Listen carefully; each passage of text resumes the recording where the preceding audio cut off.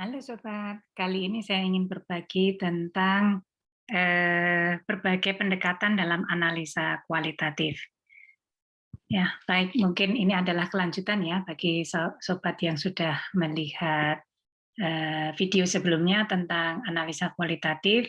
Ini adalah kemudian secara garis besar bagaimana berbagai variasi dalam kita melakukan analisa kualitatif. Jadi analisa kualitatif ini ternyata tidak hanya dilakukan seragam seperti itu saja, tetapi ternyata banyak variannya.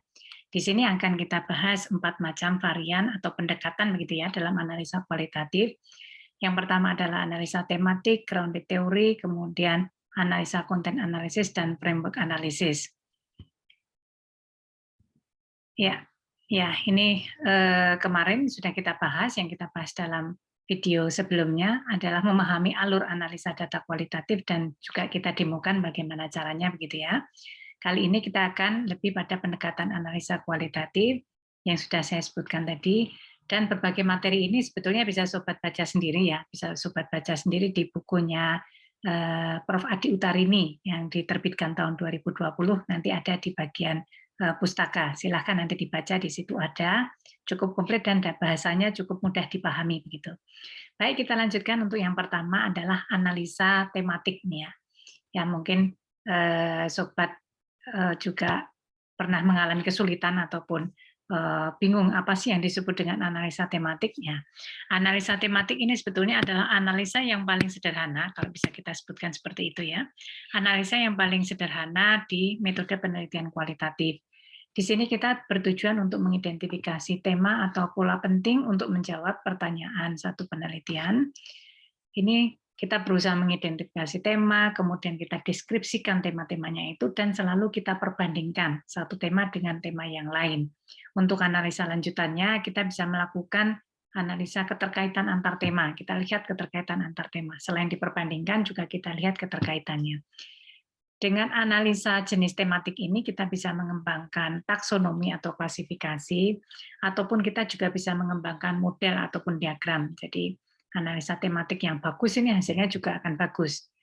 Kemudian di sini kita bisa membuat ataupun menetapkan ya tema itu berdasarkan sesuatu yang sudah kita tetapkan sebelumnya atau predetermine. Misalnya dari tinjauan pustaka kita sudah menetapkan tema-temanya, kemudian kita tinggal mengisikan gitu ya. Jadi dari berbagai data yang ada kemudian kita analisa, kita isikan ke dalam tema-tema yang sudah kita tetapkan sebelumnya atau predetermine. Atau bisa juga kita membuat tema dibiarkan muncul dari data. Ya, ini tergantung kita mau mengambil jalur yang mana. Jadi bisa dua-duanya begitu ya. Oke, yang berikutnya ini kemudian yang penting di dalam analisa tematik ini, kalau boleh saya menggarisbawahi, di sini adalah kita berusaha menemukan pola yang penting dari data yang ada. Oke, jenis tema yang muncul dari data ini bisa berupa sesuatu yang kelihatan nyata, eksplisit yang dinyatakan oleh responden, ataupun yang kemudian membutuhkan penafsiran dari apa yang diungkapkan oleh responden, misalnya gagasan, asumsi, atau ideologi. Ini yang disebut sebagai tema laten. Tahapan analisa tematik di sini kita melakukan reduksi data, kemudian menyajikannya dan menarik kesimpulan dari tema yang kita ambil. Contohnya untuk analisa tematik misalnya adalah ini ya. Bagaimana kemudian interpersonal relationship, hubungan antar manusia, kemudian perilaku penyalahgunaan obat dari waktu ke waktu di antara orang-orang yang tinggal, orang-orang yang tidak punya tempat tinggal begitu ya. Ini adalah qualitative study. Kalau kita lihat petanya di sini, ada di sini overtime-nya dari waktu ke waktunya, dari mulai anak-anak, kemudian mulai remaja dan mulai dewasa. Ini ada berbagai tema-tema yang kemudian muncul, misalnya pada waktu anak-anak kebanyakan dari mereka mengalami kondisi-kondisi yang tidak stabil, mengalami kekerasan atau melihat gitu ya, melihat kekerasan, melihat abusif gitu, tindakan-tindakan abusif, kemudian selalu atau sering ini ketiadaan ayah gitu ya, figur ayah tidak ada. Begitu juga pada masa remaja mereka mengalami berbagai permasalahan, dan pada masa dewasa mereka mengalami berbagai permasalahan juga. Kemudian ada tema-tema yang bersifat cross-cutting. Cross-cutting ini ada yang bersifat terjadi pada seluruh masa, begitu. Ini ada yang banyak terjadi kematian, kemudian banyak terjadi ketergantungan, begitu ya, ataupun penyalahgunaan obat dan ketergantungan obat. Ini adalah contoh hasil tematik. Jadi kotak-kotaknya atau temanya ini kemudian bisa kita tetapkan sebelumnya predetermine atau bisa juga muncul ya, atau kita kombinasikan juga bisa muncul dari data dikombinasikan antara yang sudah ada kotak-kotaknya atau predetermined themes, kemudian kita kombinasikan dengan tema yang muncul dari data. Oke, kita lanjutkan. Yang penting di sini kalau kemudian analisa tematik ini lebih berusaha mencari pola gitu ya. Kita lanjutkan, yang kedua adalah grounded theory. Ya, grounded theory karena namanya aja grounded theory gitu ya. Jadi harus ground pada data. Ini adalah proses induktif. Jadi di sini lebih kental pada proses induktif di mana kemudian tidak kita berusaha melepaskan diri dari predetermined tematik yang kayak tadi ya. Predetermined ataupun sesuatu konsep yang sudah ditemukan sebelumnya, kita berusaha melepaskan diri dari sana. Tapi lebih banyak pada berusaha memunculkan konsep-konsep dari data. Proses induktif untuk mendapatkan kode kategori analitik yang muncul dari data atau grounded from data, tidak muncul dari konsep sebelumnya. Ciri-cirinya di sini adalah iterasi, ya, di sini ya yang utama, grounded from data dan iterasi atau siklus pengumpulan data serta analisa data. Ini berlangsung secara iteratif begitu maksudnya. Jadi setelah mengumpulkan data, kemudian datanya dianalisa, dari analisa data tersebut menunjukkan diperlukan probing ataupun elaborasi yang lebih dalam pada satu hal yang spesifik yang disampaikan oleh data sebelumnya atau yang kita bisa kita dapatkan dari data sebelumnya, interpretasikan dari data sebelumnya, kemudian kita gali pada pengambilan data berikutnya. Sehingga makin lama akan makin dalam pemahamannya terhadap satu fenomena begitu. Jadi di sini sampling yang diambil adalah sampling teoritis. Sampling yang diambil adalah sampling teoritis. Kita memilih informan dan setting untuk menguji teori tertentu yang didapatkan, ya, tentunya yang didapatkan dari hasil penemuan yang sebelumnya, dari iterasi ini, proses iterasi. Tahapannya ada sifatnya open coding, di mana kita mengidentifikasi properti atau karakter dari kode dan dimensi ataupun sifat dari kode, begitu ya. Atau ya open coding, kemudian kita lanjutkan dengan axial coding, ini untuk melihat keterkaitan antar kode yang kita identifikasi, dan yang terakhir adalah selective coding. Jadi ini kita ingin menghasilkan kategori analitik. Jadi yang kemudian yang utama itu yang mana, dan kemudian yang kode yang utama ini dipengaruhi oleh kode-kode yang mana yang lainnya, atau terkait dengan kode-kode yang mana yang lainnya. Ini berusaha kita lihat dalam selective coding. Contohnya adalah ini ya, contoh penyampaiannya, contoh penelitiannya juga. Ini pada weight maintenance, bagaimana kita berusaha mengendalikan atau menjaga berat badan as a tightrope walk. Jadi diandaikan atau dimetaforakan sebagai berjalan di atas tali, seutas tali, sebentang tali begitu ya. Jadi di sini ada 4 macam begitu ya, 4 macam cara mengendalikan ataupun menjaga berat badan.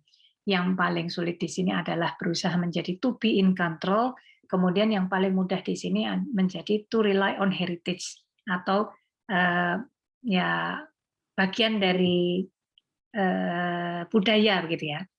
Bagian dari budaya ini akan paling mudah, sedangkan yang paling sulit adalah untuk bisa selalu terkendali begitu ya. Ini yang kemudian kalau kita lihat di sini yang kemudian to be in control ini kita lihat talinya itu panjang, kemudian tipis dan juga bergelombang begitu.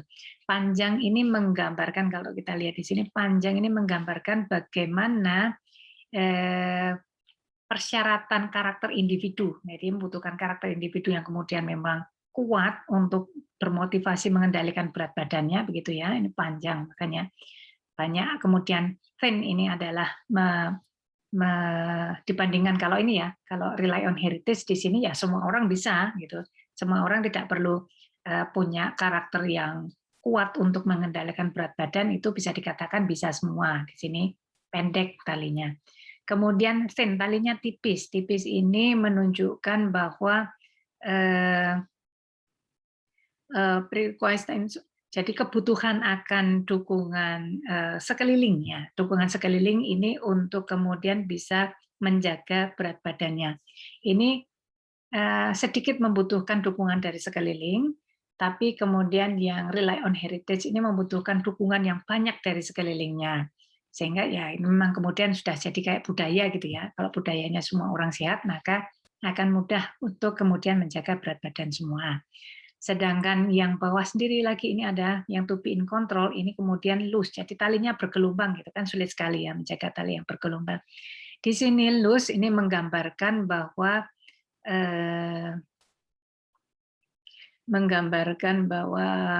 mental preparedness, jadi keteguhan mental seseorang itu perlu lebih kuat begitu ya dibandingkan dengan yang ini rely on heritage yang tergantung pada budaya ini, maka kemudian talinya tebal dan kuat gitu ya. Ini kuat talinya, kencang begitu. Ini menggambarkan bahwa tidak banyak membutuhkan keteguhan hati gitu untuk meneruskan menjaga berat badannya. Jadi ini berbagai variasinya, di tengahnya bisa dijelaskan juga. Kemudian di sini ada yang bersifat hitam, ini lebih pada pengendalian aktivitas fisik, sedangkan yang berupa abu-abu ini lebih pada pengendalian berupa pola makannya, begitu ya. Baik, itu adalah salah satu contoh grounded theory. Kita lanjutkan kemudian yang berikutnya, yang ketiga adalah analisis konten.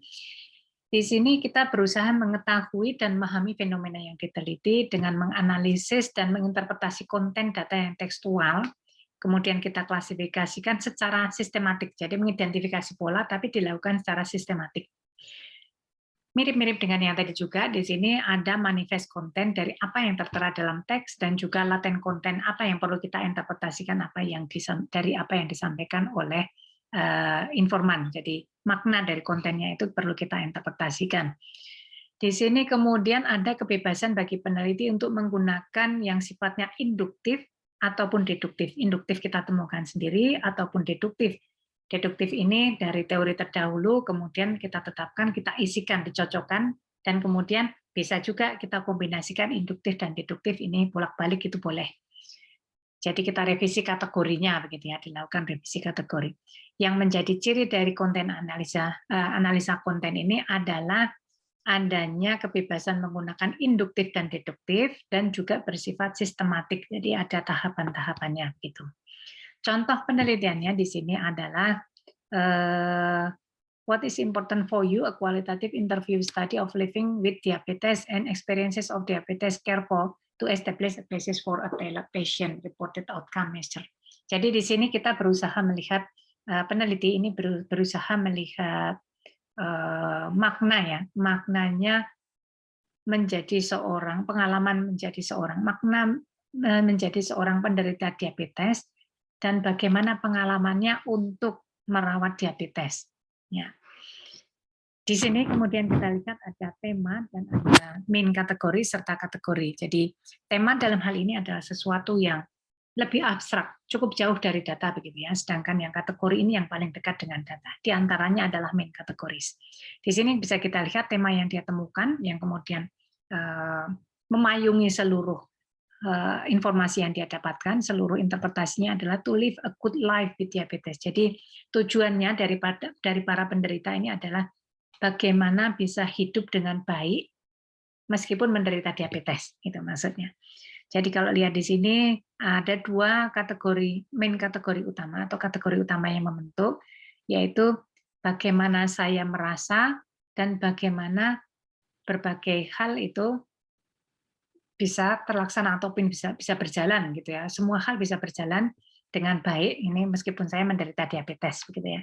Dan yang tema yang utama yang kedua adalah dukungan untuk perawatan agar bisa mengelola diabetes dengan baik. Ini adalah kategori-kategori pembentuk dari tema-tema utama tersebut, bisa kita lihat di sini. Ya, kita lanjutkan yang berikutnya, yang terakhir adalah framework analysis. Ya, ini framework analysis bisa kita lihat punya tujuan untuk menjawab 4 jenis pertanyaan, bisa keseluruhannya atau bisa sebagian aja. Bersifat kontekstual, jadi menjawab pertanyaan yang bersifat mengidentifikasi bentuk ataupun sifat. Bersifat diagnosis, berusaha mengidentifikasi alasan atau apa sebab terjadinya suatu fenomena. Evaluatif ini bersifat untuk menilai, menilai efektivitas misalnya, dan strategis. Ini berusaha untuk mengidentifikasi teori, rencana, kebijakan atau tindakan baru. Jadi bisa berdasarkan berbagai kontekstual, diagnostik maupun evaluatif, kemudian dibuat suatu strateginya, begitu ya. Ya, framework analisis ini bisa kita pakai untuk data yang sangat banyak, kemudian analisanya terstruktur dan sangat cocok untuk kemudian mengembangkan kebijakan. Di sini elemen utama itu berupa satu matriksnya ini. Yang cukup khas dari framework analisis ini adalah sifatnya yang bersifat kemudian deduktif. Jadi kotak-kotaknya begitu ya, kotak-kotaknya itu sudah ada, tema-temanya sudah ada, kemudian dimasukkan berbagai poin-poin atau hal-hal penting yang kita temukan dari data. Kemudian dalam matriks yang kita hasilkan, ini barisnya itu berupa kasus, sedangkan kolomnya berupa kode, dan sel atau isi di dalamnya berupa ringkasan data. Ya, contoh-contohnya nanti akan kita lihat. Jadi yang khas dari sini adalah analisanya secara terstruktur dan lebih dekat pada deduktif. Jadi sudah ada kotak-kotaknya begitu. Ya, ini contoh adalah faktor influencing sedentary behavior after stroke. Ya, jadi faktor-faktor yang mempengaruhi kebiasaan hidup sedentary setelah menderita stroke. Jadi ini kotak-kotaknya sudah ditetapkan, kemudian ada kotak capability, perilaku, motivasi, kesempatan, kemudian ini adalah berbagai hasil yang ditemukan dari data. Misalnya capability, kemampuan, yakni stroke survivor, standing and movement capability after stroke. Jadi mereka yang kemudian bisa standing and movement capability after stroke, bisa kemudian bertahan begitu ya, bertahan dan memiliki kemampuan untuk bergerak meskipun setelah menderita stroke dan seterusnya. Jadi itu adalah berbagai hal, ada 4 pendekatan ya, 4 pendekatan utama untuk analisa data kualitatif begitu, yang bisa yang semoga bisa bermanfaat untuk teman-teman semua. Ya, ini adalah literatur utama yang kemudian bisa teman-teman baca, ya, bisa dibeli secara online, sangat mudah dibeli. Kemudian 2 literatur utama juga, ini yang berbahasa Inggris sangat bagus juga. Kalau bisa membeli akan sangat bagus. Kemudian 4 yang lain ini adalah contoh-contoh dari masing-masing pendekatan tadi. Dan yang terakhir ini adalah contoh untuk analisa kasus, analisa kualitatif yang di video yang pertama ya. Baik, mungkin saya akhiri saja. Semoga bermanfaat untuk semua. Terima kasih.